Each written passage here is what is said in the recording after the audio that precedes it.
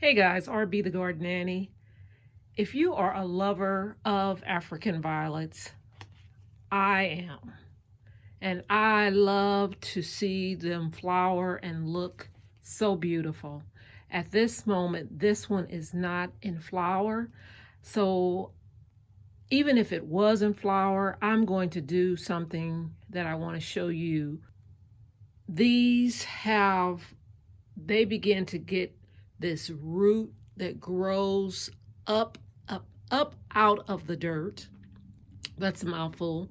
But the root grows out of the dirt and it just hangs here like this. Okay. I am getting ready to cut this. So I'm going to cut it right here. Give it like an inch so it can be, I can stick it in new soil. So I'm going to cut it right here. And then I'm going to get rid of this old soil, and I'm going to remove some of the leaves at the bottom. And then I'm going to sit this new cut stem straight in the dirt. And I'll show you how it looks after I'm finished.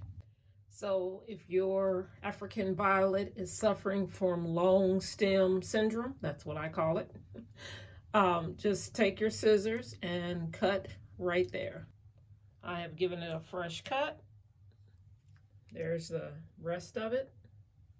And you may say, well, you cut off the roots. Yeah, I did. But I'm going to stick this right into some soil and it will grow new roots. So I will show it to you after I'm finished. Okay, on this African violet, it is blooming. So I'm going to be doing this one over because it looks like there's a two for in this one, 2-for-1 pot. So I'm going to put them in separate pots. And this one right here also has that long stem that needs to be pushed down in the soil. So let me get started with that.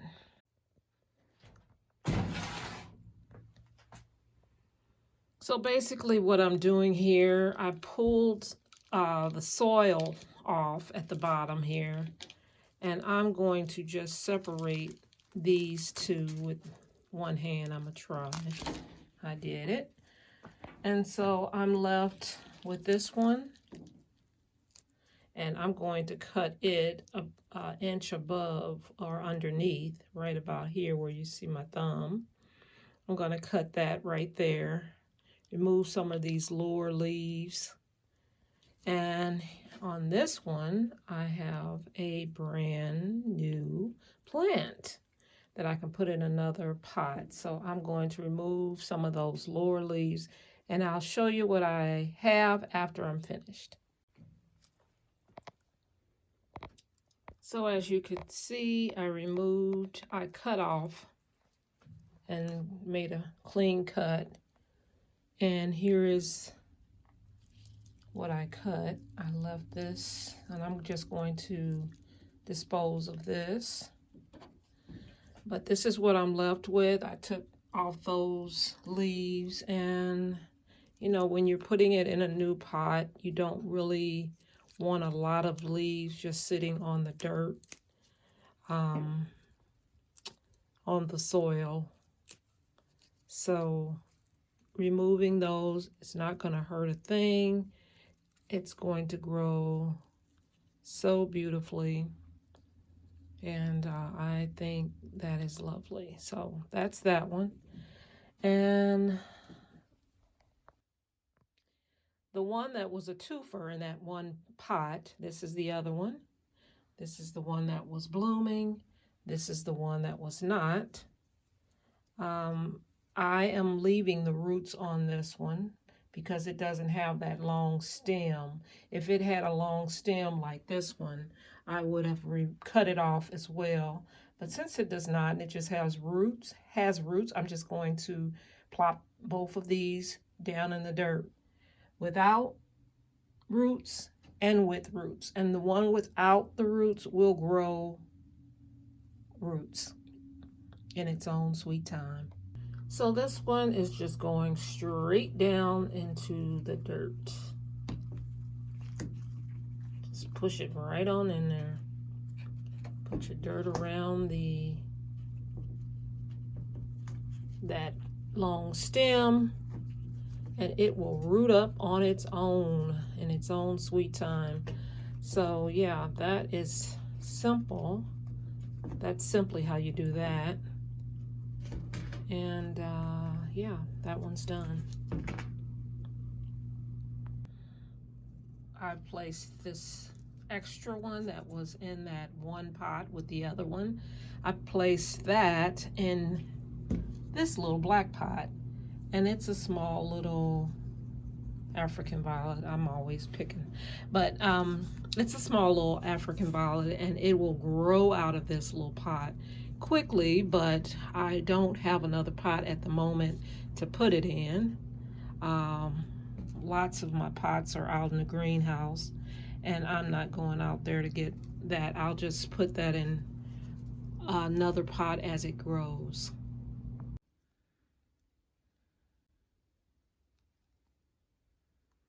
This is where I keep most of my plants. This is a southeast facing window. And look at the babies. They are so happy to be replanted. I removed a lot of the lower leaves, those that you saw that had the long stem. I chopped the stem down and stuck it in the dirt, and it will root up and do its thing. That's the one that was out of the twofer. In that one pot, it was a 2-for-1 in one pot. So I'm glad to have that one.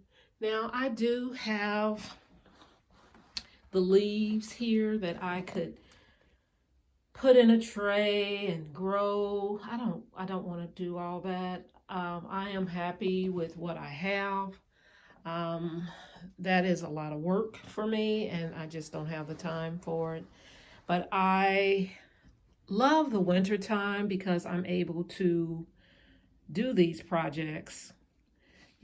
My indoor plants get a little, not enough attention during the growing season. And so in the winter, I can really pay a little bit more attention to them.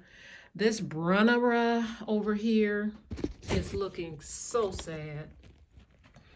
I just repotted it as well. It was in the hardest dirt you could ever imagine.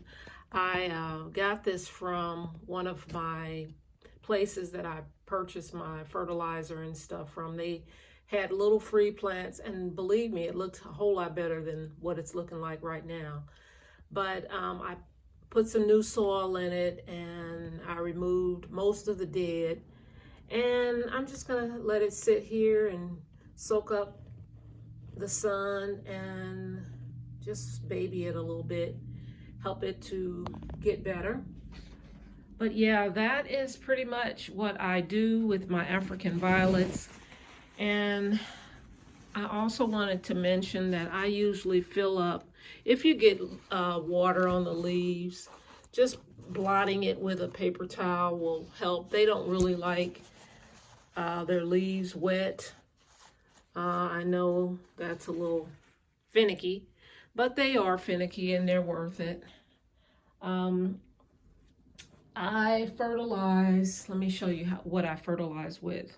I use several things for fertilizing. Basically, I use this Schultz 10-15-10 plant food for practically every plant except my orchids and African violets. I will use this for my African violets if I don't have the African violet plant food, which I just found, and you know, it may do the same thing as this Schultz 10-15-10. But I bought this on Amazon, and I will put a link in the description. But I use this Schultz African Violet Plus. It's 8-14-9. So as you can see, the middle number is always higher than the others. And that's what you want to look for. But like I said, you don't have to go out and get African violet. I was at my place where I purchased my fertilizer and stuff, and I saw this. I'm trying to get it. Where is the front? I saw this Jack's Classic African Violet 123614. Wowzers. With micronutrients, water-soluble plant food for African violet varieties. So yeah, I think I have seen my plants do really, really well. I mean, they're practically always in bloom, 1 or 2 of them at a time. So I use this stuff, and I have good success with it. So like I say, I play around with all different kinds. These 2 are from Schultz. If I didn't have the African violet stuff, I would just use this. And I put 2 dropperfuls of it in a gallon of water. This may be a little bit more than a gallon. I'm not sure. But I just fill this up and put 2 dropperfuls of this Schultz plant food in there, and I use this for practically all of my house plants. And I can tell you with my African violets, I let them get bone, I mean bone dry before I water it. And every time I water and fertilize at the same time. There's not a time where I just do the fertilizing by itself. It's always at the time when I water. I add the fertilizer in my container and I water. So I hope this video has been helpful to you all who have African violets, or for those who are interested in these beautiful plants. I have to say, I love plants that give a long flower longevity, and the African violets do it for me. So thanks for watching, guys. I'll see you in the next video. Bye.